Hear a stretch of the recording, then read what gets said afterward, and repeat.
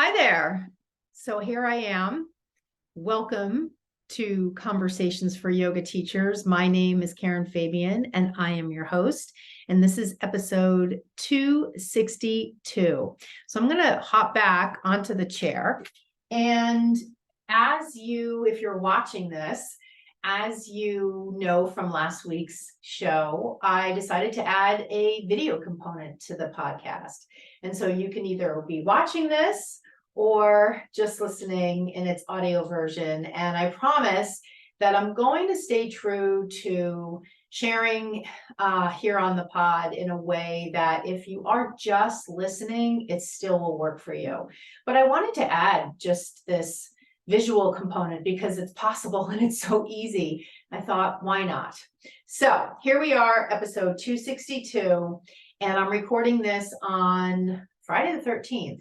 October 13th, 2023, and this will go live on the 16th. So you're watching it or listening to it that day or beyond. So I wanted to start out by telling you, last night I went to see the Taylor Swift concert movie, and it was unbelievable. And I've talked about Taylor Swift on the pod here before, and I wanted to just add to that. Now that I've seen her in the movie, it is the most unbelievable experience. And even if you're not a Taylor Swift fan, as a yoga teacher, I really think it should be required watching because there's so much we can learn from her about what it means to build real connection with a community. Of course, in her case, they're her fans. In our case, we have students in our classes we're trying to build connection with. And the way that she does it is in really specific ways. And I'm sure on some level she might not be aware because it just comes so naturally to her. I bet, though, in several instances of what I'll share with you, at least in my observation of her, I'm sure she's doing some of this intentionally. And that's really important to make that distinction because sometimes we just have a natural way about us that helps us build connection with our students, and other things can be taught. And this is one of the things that I love about working with teachers in my program, because I have an opportunity to share other ways of, in this case, building connection with your students. So when I was watching the movie of the concert last night, one of the things that I noticed is how much movement she uses in her own body as a way to make herself big. I mean, she's one person on a stage with 50 to 60,000 people, maybe more, in the stadium. And she needs to be really big in order to allow herself to be seen and to take up space. And this is something that as yoga teachers, we can do. And I'm not saying do the practice, because that's, of course, something that's part of my teaching methodology, is to show you how to do the walk and talk, which is a very empowering way of teaching because you're no longer hiding on your yoga mat. You're allowing yourself to be seen like this way I'm talking about. But to do that, you need to be big. You need to make yourself big. And that means standing in a way that you're facing your students. Sometimes it might mean standing with your feet at hip width distance apart. Sometimes it might mean using your hands or using your arms in a way to emphasize a particular thing you're saying. So that's one way, technique-wise, that you can begin to build connection with your class. Another thing has to do with vulnerability. There's one point in the movie where she shows a video and the words in the song are speaking to a way of being that she used to have from a mindset point of view, where she thought that she felt kind of geeky and a little too tall compared to other women, and a little lanky and a little clumsy. And the video that's playing is of her walking through a town and she's taller than the buildings. So in this way, she's sharing in a vulnerable way with her audience something about herself.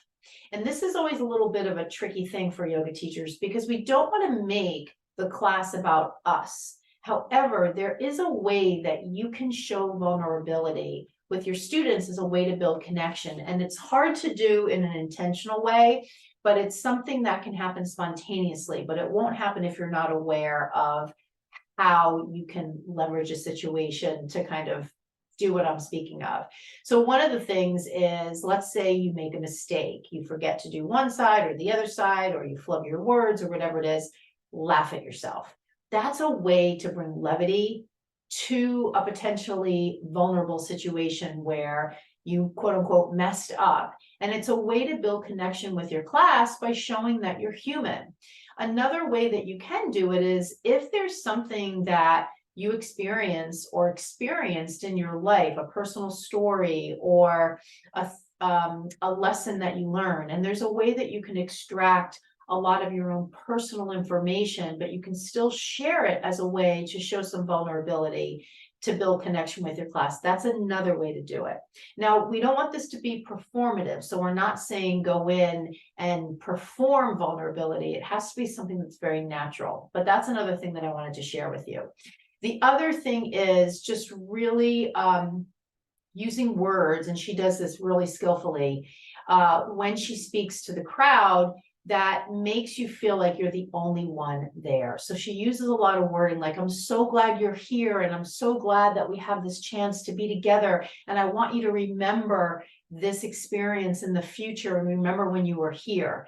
You know, that particular aspect is called future pacing, and it's when you speak about something that's happening now and you speak to the future. And in her case, she's saying, I want you to remember the next time you hear XYZ song, you heard it here and we were together when you were experiencing it. And as a yoga teacher, we can do this future pacing type of thing when we teach a particular sequence or a particular pose or series of poses, and we help our students see how they can do those poses in another part of their day or week or life as a way to feel a certain way or work a certain muscle group or build strength or counteract from a particular movement perspective with the opposite movement. And it's a similar technique because now you are calling back or you're teaching something in the moment and talking about the future. And when they do it in the future, they'll remember they learned it in your class. That's a really powerful technique because it's a way that you can help your students feel like your classes are more than just what I call transactional classes. They become transformational classes. And that's because you're showing them something in class that they can use in their life.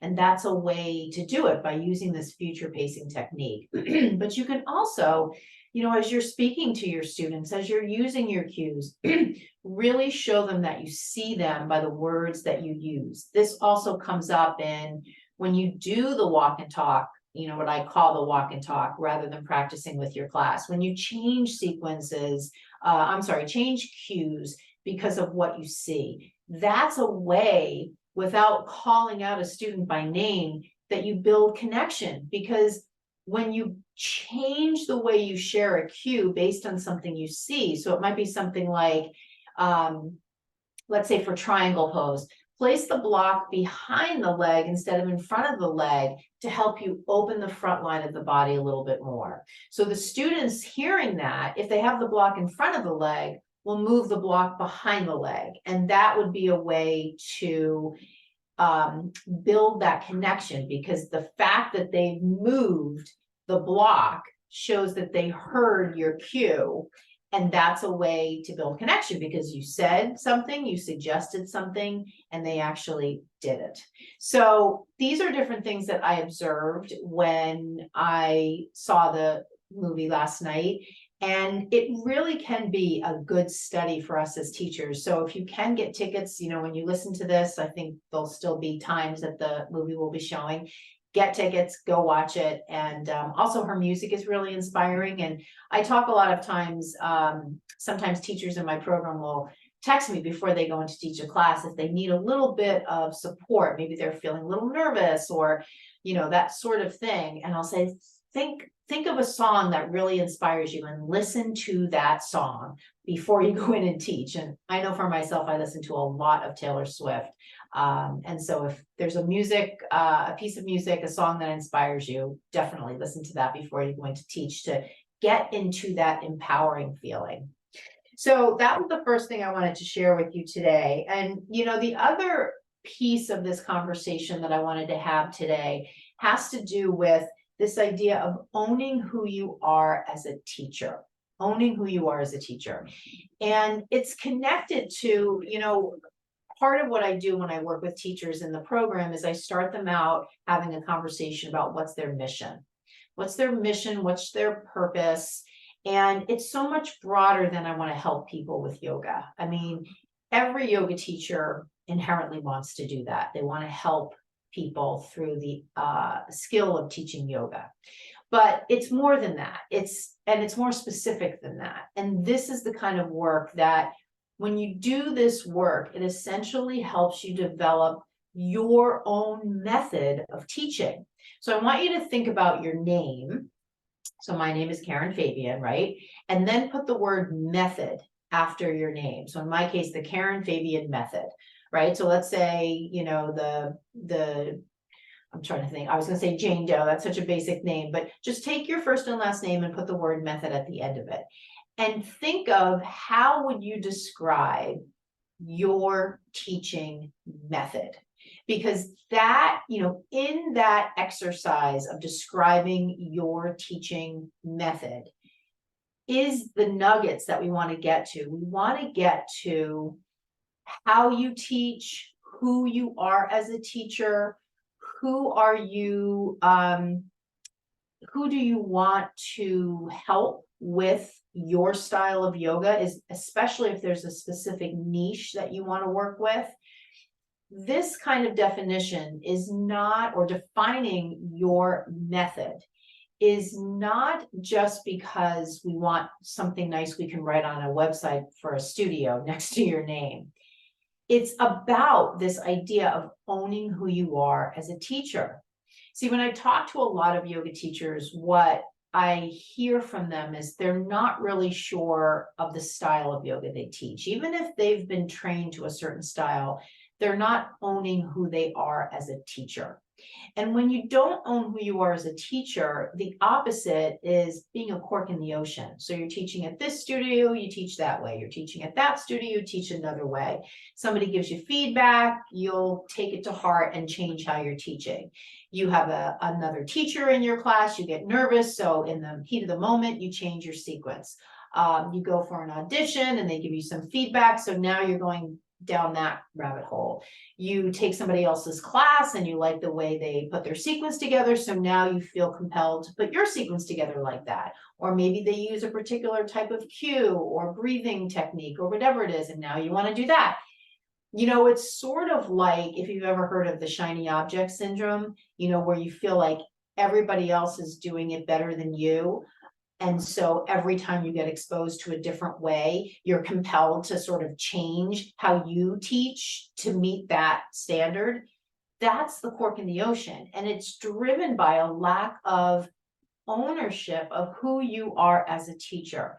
Now, this is not a conversation they're going to have with you in teacher training, because in teacher training, they're going to train you to be a teacher according to their recipe. And that's an okay place to start. It's just not an okay place to continue to be. And you don't need years of experience to define your method. You just need to have the conversation with someone like me that can guide you in this exploration in a skillful way so that you can define who you are as a teacher. I had a wonderful opportunity this week to go through this process with Natalie, who has enrolled in my program within the past month or so. And a lot of what I'm sharing with you is inspired by that conversation. And she found it so powerful to go through this exercise with me. And she was experiencing that sort of scenario where she was taking other teachers' classes and started to question her way of teaching because of what they were doing. And this is really super common. She is not the only teacher telling me this. And sometimes it's driven by that imposter syndrome, but other times it's just in general, you're going to take somebody else's class and you're thinking, oh, this person has more experience than me. Maybe I should be teaching that way. So again, when you go through this exercise, it is 100% designed to get you to the point where you own who you are as a teacher. Where if you ran into somebody at Starbucks and they said, oh my God, I'm going to come to your class tonight, what should I expect? You could very easily and conversationally say, okay, well, here's what you're going to experience. I can't tell you literally how it's going to hit you, but I'm going to give you a sense of the kind of teacher I am so that you can get a sense of how the class will go. And you would go into sharing that. But more often, or in general, more than just that one scenario of running into somebody in the coffee shop, it's the idea of you owning who you are. And the other thing that came up when I had this conversation with her is the concept of being unbothered. And I just love this idea, especially as it relates to yoga teachers, because so many teachers I talk to are so bothered. They're so triggered by different things. Understandably so, because no one has had this really important conversation with them about defining who they are so that they can own who they are, so that they can be unbothered by what other people are doing in their classes, so they can be unbothered by feedback they get when they go on an audition or when students give them feedback after class, so they can be unbothered when they teach a class and there's less people in it than the person's class before. Like, all of those things don't mean anything about you, but we make them mean something about us when we don't own who we are as a teacher. I can't tell you what an important exercise this is for you to do. So before I hop on to the next topic, what I want to do is offer you an opportunity to go through this conversation with me. It's going to be within the container of my program. So if this is something you want to experience, I want you to send me a DM after listening to this episode. Just go on my Instagram and just send me the word ownership, and I'll know what you mean. You could even say ownership on the podcast, and I'll know what you mean, and I can tell you a little bit more about how I can work with you. So that's another piece I wanted to tell you about, little topic to share with you. The other piece of this conversation has to do with making yoga classes fun.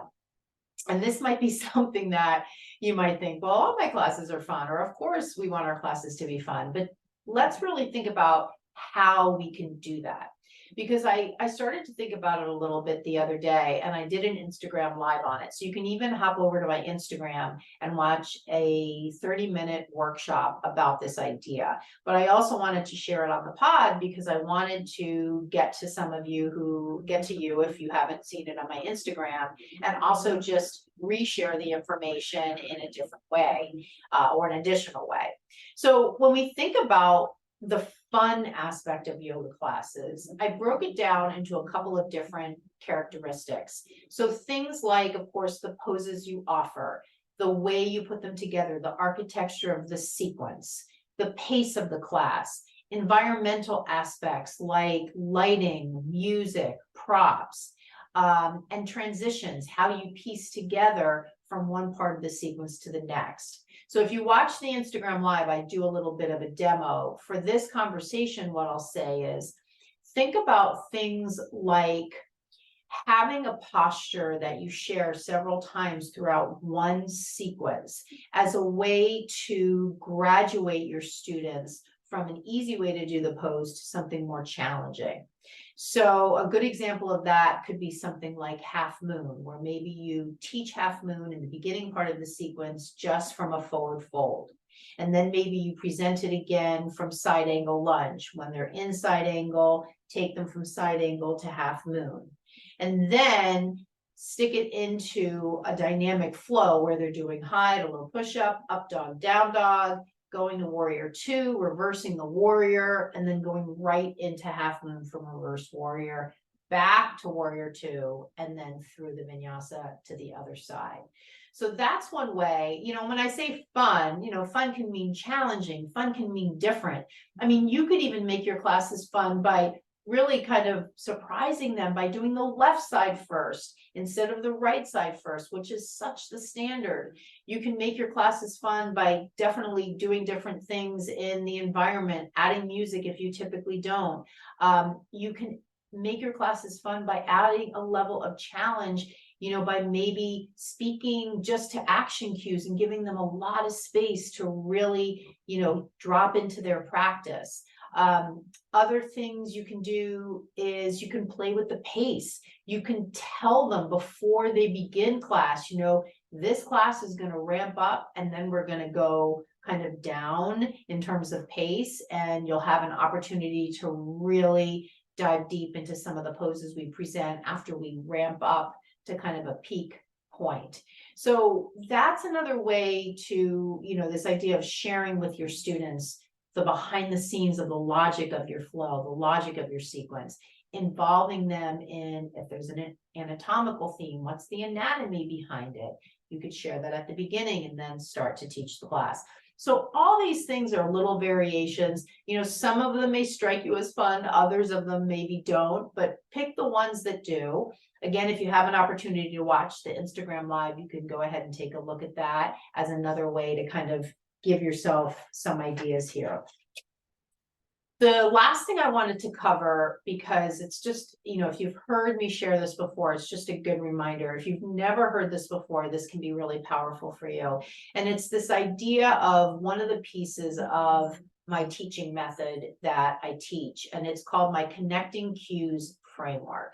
My Connecting Cues framework is comprised of 4 types of cues: action, alignment, anatomy, and feeling-based cues. And when we have 4 types of cues, it allows us to filter what we know through a particular type of cue. So we're much more organized as we're teaching, rather than going into class and just sort of sharing all this information in our head. Now we have a particular type of cue we're going to intentionally use as the way to teach the class. So I might, before class, decide I'm going to use all action cues. While I'm teaching, I might decide, oh, I want to use an anatomy-based cue here. Think of it like a filter between your brain and your mouth. So now you're actually filtering what you know through this clear way to communicate with your class what you want them to do. If you're at the point that you don't yet understand anatomy, number one, you need to enroll in my program because I can teach you, because you need to know it. But number two, in the interim, you can use action cues. Action cues only is a really, really powerful way, great way, clear way, essential way, fundamental way to teach your students. So those are the 4 types of cues. I wanted to just review that before we wrap up this episode as a way to give you that takeaway for your very next class. 4 types of cues. Start with action, especially if you don't understand anatomy yet. And then the other thing I'll say in regards to this is, if you want a training video on the 4 types of cues, send me a DM on Instagram and say, I listened to the podcast, I want the cueing video, and include your email and I'll send it to you. Or you can even just send it in a DM and I can DM it to you in Instagram. So that's it for today. This was, again, a little bit of a shorter episode, added the video portion if you have a chance to look at it. And I want to just wrap up by calling out to you if this description is you, because I'm looking for 5 yoga teachers who feel they are ready to take the next step. They're ready to feel more confident. They're ready to really own who they are as a teacher. They're ready to drop their limiting beliefs. They're ready to stand in front of the class and have the courage to do that and no longer hide by practicing with their students. They're ready to share crystal clear cues and save all sorts of time prepping for their sequences. So if that description sounds like you and you're ready for that, I want you to send me a DM on Instagram with the words "I'm ready podcast." I'll know what you're talking about and I'll hop on a quick call with you and I'll see if you are a yoga teacher, I can help. You being ready is the most important thing. So start there and then send me that DM.